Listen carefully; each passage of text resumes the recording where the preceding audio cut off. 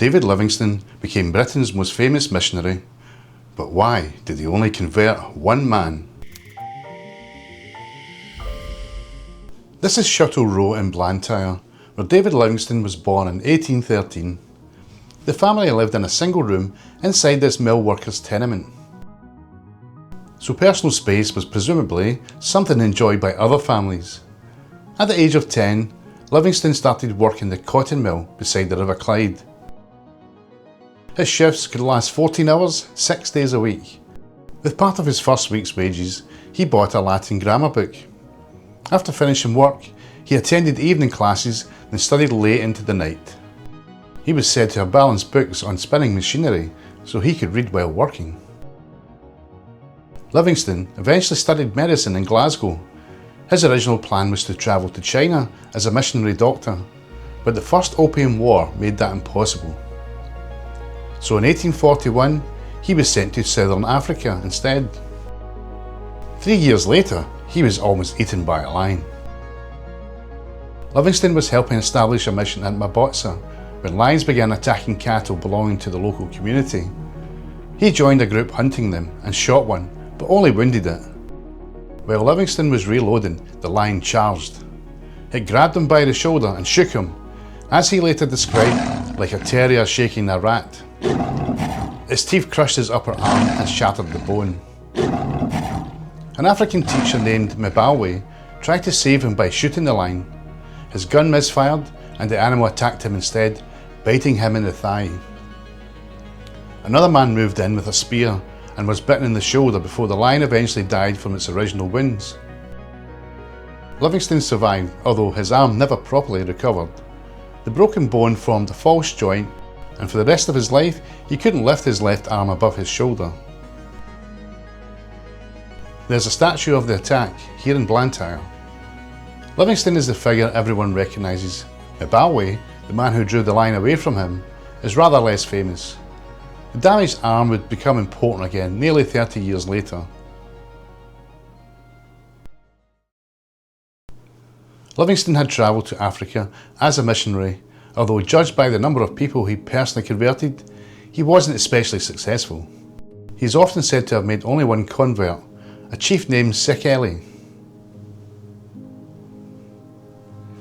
Even that story is more complicated than it sounds.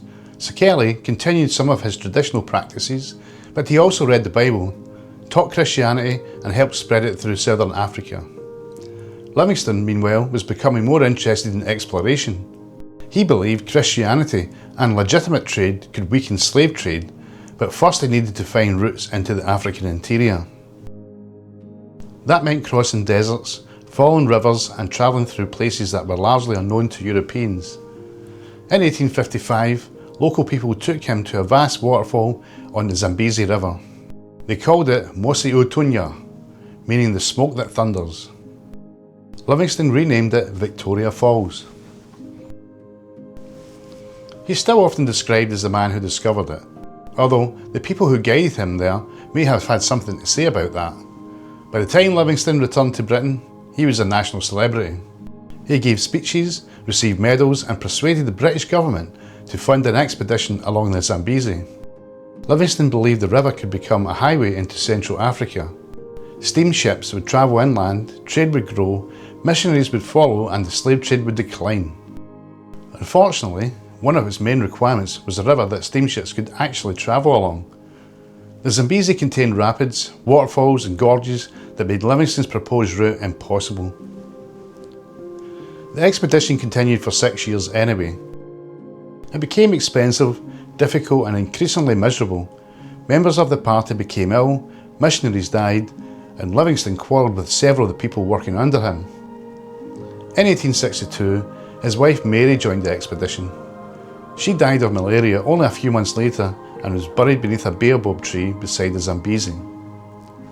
The British government eventually recalled the expedition. Livingstone returned home with his reputation badly damaged. Most people might have accepted that as a sign to remain in Britain. Livingstone went back to Africa. In 1866, he began searching for the source of the Nile. For years, very little was heard from him.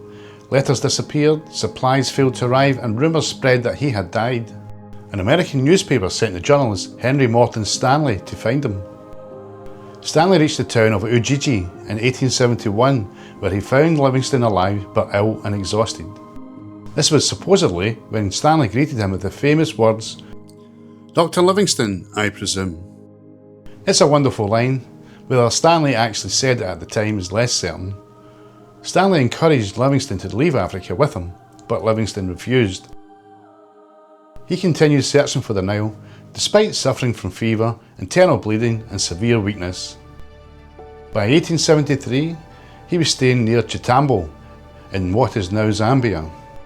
On the morning of May the 1st, his companions found him dead beside his bed, apparently kneeling in prayer. They now had a serious decision to make. They could bury him where he had died, or they could try and return his body to Britain. His companions, led by Chuma and Susi, decided to carry him home. To stop the body decomposing during the journey, they removed his heart and internal organs and buried them beneath a tree. They then preserved the body as best they could, wrapped it in cloth and bark and tied it to a carrying frame. The journey to the coast was around 1,000 miles.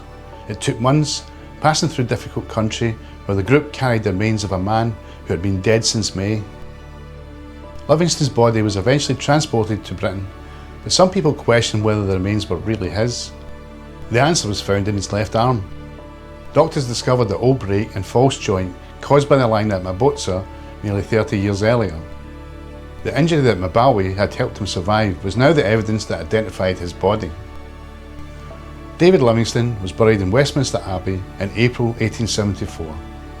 He is remembered as the missionary who became an explorer, crossed southern Africa, brought its rivers, lakes and landscapes to the attention of Victorian Britain. Yet at two crucial moments in his life, African men saved him, carried him and made sure his story reached the outside world. His body came home to Britain, his heart stayed in Africa.